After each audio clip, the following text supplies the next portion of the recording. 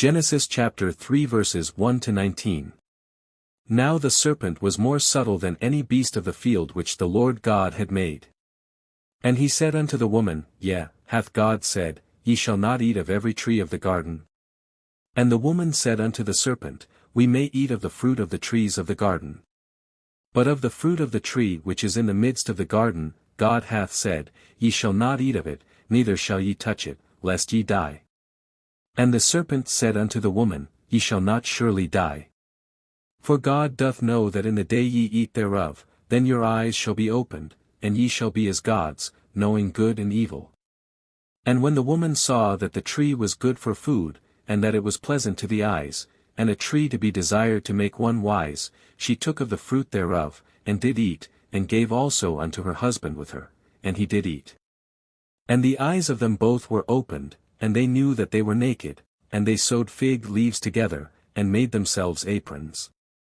And they heard the voice of the Lord God walking in the garden in the cool of the day, and Adam and his wife hid themselves from the presence of the Lord God amongst the trees of the garden. And the Lord God called unto Adam, and said unto him, Where art thou? And he said, I heard thy voice in the garden, and I was afraid, because I was naked, and I hid myself. And he said, Who told thee that thou wast naked?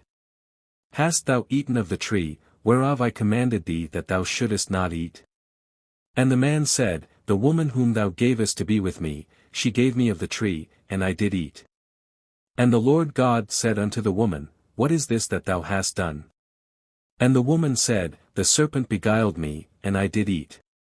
And the Lord God said unto the serpent, Because thou hast done this, thou art cursed above all cattle, and above every beast of the field, upon thy belly shalt thou go, and dust shalt thou eat all the days of thy life. And I will put enmity between thee and the woman, and between thy seed and her seed, it shall bruise thy head, and thou shalt bruise his heel.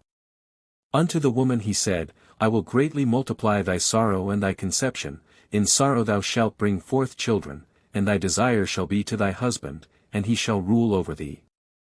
And unto Adam he said, Because thou hast hearkened unto the voice of thy wife, and hast eaten of the tree, of which I commanded thee, saying, Thou shalt not eat of it, cursed is the ground for thy sake, in sorrow shalt thou eat of it all the days of thy life.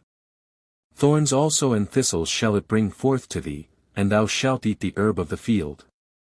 In the sweat of thy face shalt thou eat bread, till thou return unto the ground, for out of it wast thou taken, for dust thou art and unto dust shalt thou return.